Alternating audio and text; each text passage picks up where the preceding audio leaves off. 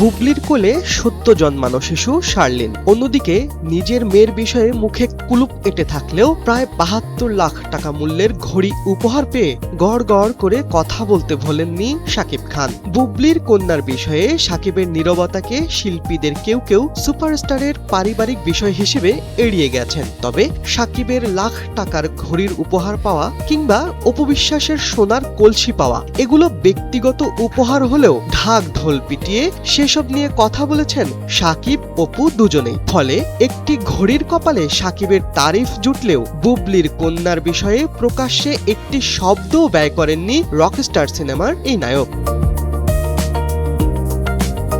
শনিবার দুপুরে রাজধানীর চ্যানেল আইয়ের স্টুডিওতে একটি বিশেষ অনুষ্ঠানে অংশগ্রহণ করেন শাকিব খান। সেখানেই তার হাতে ফরিদুর রেজা সাগর তুলে দেন রোজ গোল্ড এডিশনের রোলেক্সের ঘড়ি। অন্যদিকে কদিন আগে ফরিদুর রেজা সাগরের কাছ থেকে সম্মাননা ও বিশেষ উপহার হিসেবে দামি একটি স্বর্ণের কলস উপহার পান চিত্রনায়িকা অপু বিশ্বাস।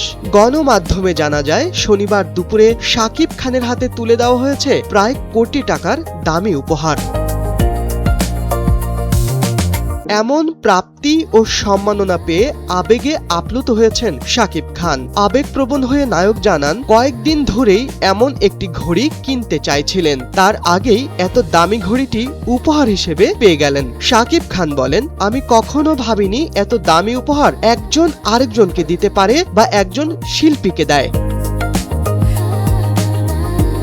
শাকিব খান আরো বলেন, এই দামি ঘড়িটি এখন আমার কাছে হয়ে গেছে অমূল্য একটি সম্পদ। এমন মমতা ও ভালোবাসার সম্মান ও উপহারকে আমি চাইবো এটি আমার সংগ্রহে থাকুক। সারা জীবন এই মুহূর্তকে আমি সুখকর স্মৃতি হিসেবে বাঁধিয়ে আমার কাছে রাখতে চাই।